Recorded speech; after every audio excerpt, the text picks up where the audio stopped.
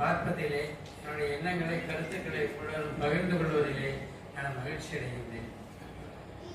நாம் எவ்வளவு காலம் வாழ்கின்றோம் என்பது முக்கியமல்ல, இருக்கின்ற வரை ஆரோக்கியமாக இருக்க வேண்டும். ஆரோக்கியம், ஹெல்த் இஸ் வெல்த். இருக்கின்ற வரை ஆரோக்கியமாக இருக்கும். உடல் ஆரோக்கியத்தை காப்பாற்றிக் கொள்ள வேண்டியது உங்களுடைய கையிலே தான் இருக்கிறது. ஆரோக்கியம் நம்முடைய கையிலே தான் இருக்கிறது. இப்பொழுது எனக்கு வயது 87. நான் உடல் ஆரோக்கியமாக இருப்பதற்கு காரணம் முத்திரையை சொன்னார்களே, முத்திரை செய்வோம் மாத்திரை கருதுவோம். அதுபோல இந்த எண்ணெய் மருத்துவம், எண்ணெய் மகிமை புத்தகம், நம்முடைய முன்னோர்கள் எல்லாம் இந்த வயலுக்கு போகின்ற பொழுது எண்ணெயை கொப்பளித்துக் கொண்டே போவார். எண்ணெயை இங்கு கொப்பளித்து விட்டு ஆலங்குச்சி வேளங்குச்சி எடுத்து பல்லை விளக்குவார்கள். அவர்கள் இறக்கின்ற வரை அவர்களுடன் நலமாக இருப்பார்கள், பல்லு நன்றாக இருக்கும். இந்த எண்ணெய் கொப்பளிப்பை நீங்கள் செய்தீர்கள் என்றால் பல்லு நன்றாக பிரகாசமாக இருக்கும். பல்லில் எந்த பிரச்சனையும் வராது. விளக்கும் பொழுது எண்ணெய் கொப்பளித்து பல்ல விளக்கும் பொழுது இகலையும் நம்ம தேய்க்கணும்.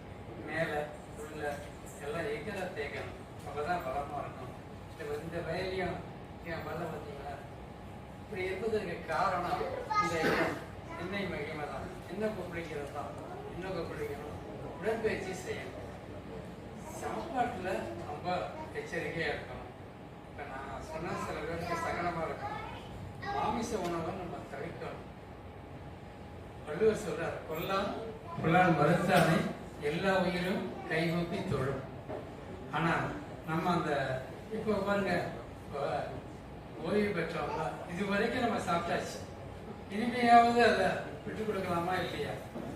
இப்போ கோழிக்கறி எவ்வளோ பிரியமாக சாப்பிடுவீங்க. இந்த கோழி தெருவில் போகும்போது இந்த சளி கொத்து இருக்கு பார்த்தீங்களா, டெவலப்னு ஆயிரம் போடும். அந்த கோழியை தூக்கி நம்ம வயிற்றுல போட்டோம்னா ஆக மனிதன் எதை சாப்பிடுகிறானோ அதுக்காக ஆகணும். நீங்கள் இப்போ நான் பிறந்ததிலிருந்து மாமிசம் சாப்பிட்றது இல்லை, போகிறது கிடையாது. அதனால மாமிசத்தை தவிர்க்க பாருங்க.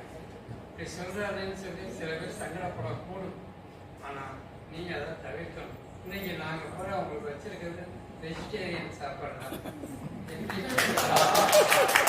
சொல்லுங்க.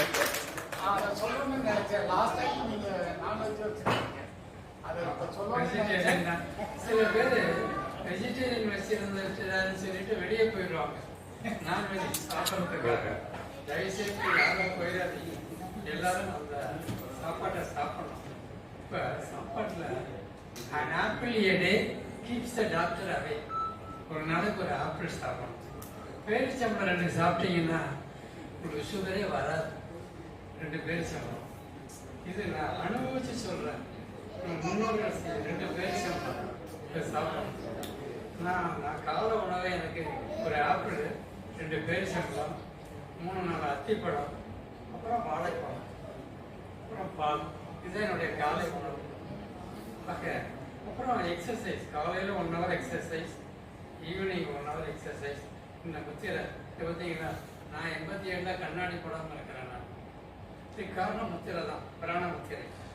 பிராண முத்திரை செஞ்சாக்க கண்ணாடி போட வேண்டிய கண்ணாடியை கலட்டிடலாம். இது அந்த எங்கள் உயர்நீதிமன்றத்தில் சில பெண்கள், சின்ன லேடிஸ் போட்டுட்டு வருவாங்க கண்ணாடி.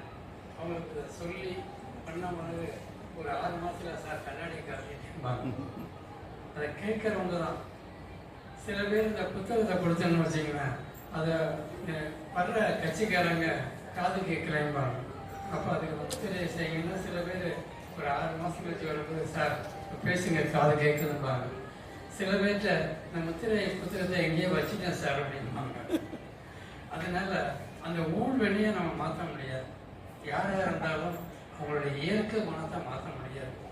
அது கலெக்டராக இருந்தாலும் சரி, ஜட்ஜியாக இருந்தாலும் சரி.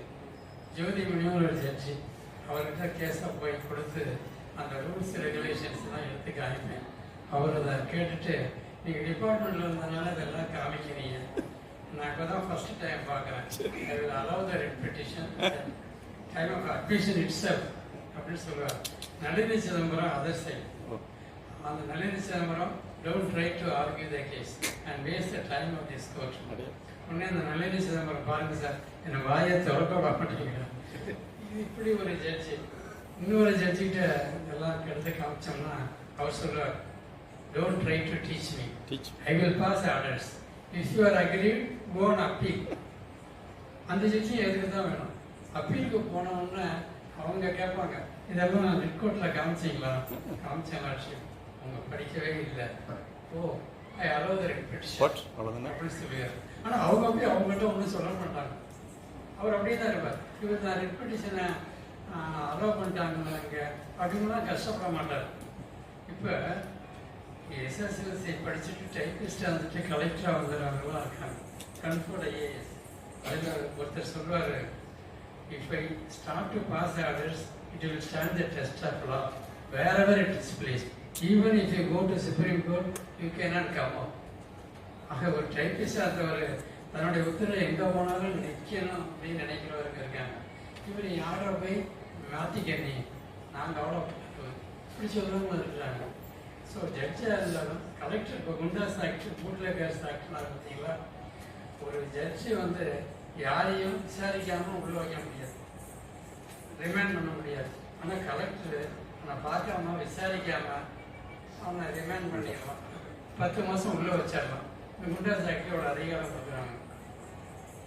அந்த ஆக்டில் என்ன சொல்கிறாங்க நீங்கள் கேட்டிங்கனாக்கா, அவன் ஒரு ஹேபிச்சுவல் அஃபெண்டர் ஆகணும், வாடிக்கை குற்றவாளியாக இருக்கணும், ஒரு 2 கேஸில் கன்விக்ட் ஆகிருக்கணும், அவனை தான் அவர் இப்படி செய்ய முடியும். ஆனால் அவங்க இந்த ஸ்பான்சரிங் அத்தாரி என்ன வருவாங்க, சார் இதில் ஒரு 10 கேஸை அவன் மேலே ரெஜிஸ்டர் பண்ணி கொண்டு வருவாங்க. கன்விக்ஷன் இல்லை, ஹேபிச்சுவல் அஃபெண்டர்லாம் இல்லை. இது ஸ்டேட்டுக்கு அப்பீலுக்கு போயிட்டு அவன் கோர்ட்டுக்கு போகிறதுக்கு 4 மாதம் ஆகும். 4 மாதம் உள்ளே இருந்தால் போகிறோம், அவன் கோர்ட்டில் போய் அக்கெட்டில் ஆனால் பரவாயில்லை இப்படி சொல்லுவான். இது கோர்ட்டுக்கு வந்தோடனே கோர்ட்டில் என்ன சொல்லுவாங்க தெரியுங்களா, அதை கேட்டுட்டு இந்த மாதிரி ஒன்றும் இல்லைன்னா அவனை விடுதலை பண்ணிட்டு அந்த கோர்ட்டில் என்ன observation, any amount of observation made by this court will not alter the உடல் லைக் ராக் லைக் மைண்டட் லீடரிங் அத்தாரிட்டிஸ் அப்படின்னு எழுதுவாங்க.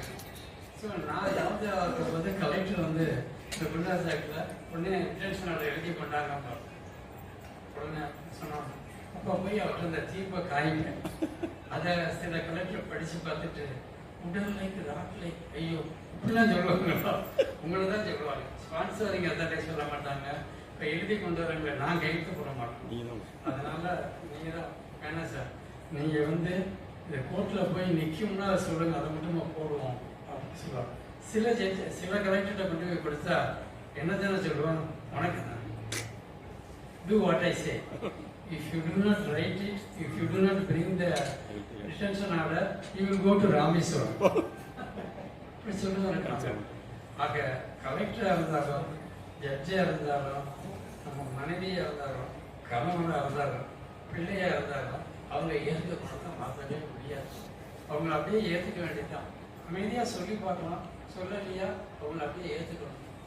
அவங்ககிட்ட போய் விவாதம் பண்ணியோ சத்தம் போட்டோ சண்டை போட்டோம்னா வாழ்க்கை தான் இனிமையாக இருக்காது. ஆக இந்த வாழ்க்கை சொல்கிறேன், இந்த புத்தகம் இப்போ என்ன புத்தகம் இருக்குது, தயவுசெய்து இந்த எண்ணெயை தினம் பப்ளிஷிங் ஆயில் பில்லிங் பண்ணிங்கன்னா பல நல்லா இருக்கும். புத்தகம் எழுதுனேன், நான் இன்னும் வரல, அடுத்த தடவை வரும்போது உங்களுக்கு சில பேர்த்த கொடுத்துருக்கேன், கொடுக்காம கொடுக்குறேன். இந்த எண்ணெய் புத்தகத்தை வாங்கிக்கிறேங்க.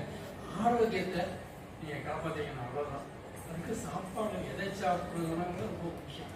அதனால் இப்போ இது வரைக்கும் எதை சாப்பிட்டாலும் சரி, சாப்பிட்டு முடிச்சிட்டோம், இப்போ ஓய்வு பெற்றாச்சு, இறுதியாவது ஆரோக்கியத்தை காப்பாற்றிக்கணும் அப்படிங்கிறத உங்களுக்கு நான் அமைதியாக சொல்கிறேன்.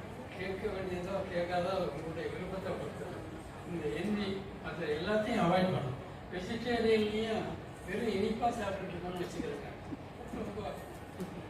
அதனால் வெஜிடேரியன் ஃபுட்டாக இருந்தாலும் அதை அவாய்ட், எது மிக இனிப்பாக இருக்கும். ஏன்னா ஜிலேபி நாள், லட்டு நாள் சாப்பிட்டு என்ன ஆகலாம், இனிப்பு தான். இனிப்பை பூரா கொஞ்சம் அவாய்ட் பண்ணணும். அதனால் சாப்பாடு ரொம்ப கவனமாக இருக்கும். சாப்பிட்டோம்னா பழங்கள் சாப்பிடணும். பழங்கள் சாப்பிட்டீங்கன்னா உங்களுக்கு காலையில் நைட் சாப்பிட்டீங்கன்னா கான்ஸ்டிபேஷன் இருக்காது. Constipation is father of all diseases. அதனால் மலச்சிக்கல், மனச்சிக்கல், பணச்சிக்கல், அதனால் மலச்சிக்கல் எல்லாம் இருக்குது. அதுக்கு சாப்பாடு முக்கியம். அந்த பழத்தை சேர்த்துக்கிட்டீங்கன்னா உலகத்தில் எல்லா சக்தியிலும் இருக்கு, அந்த கான்சன்ட்ரேஷன் இருக்காது.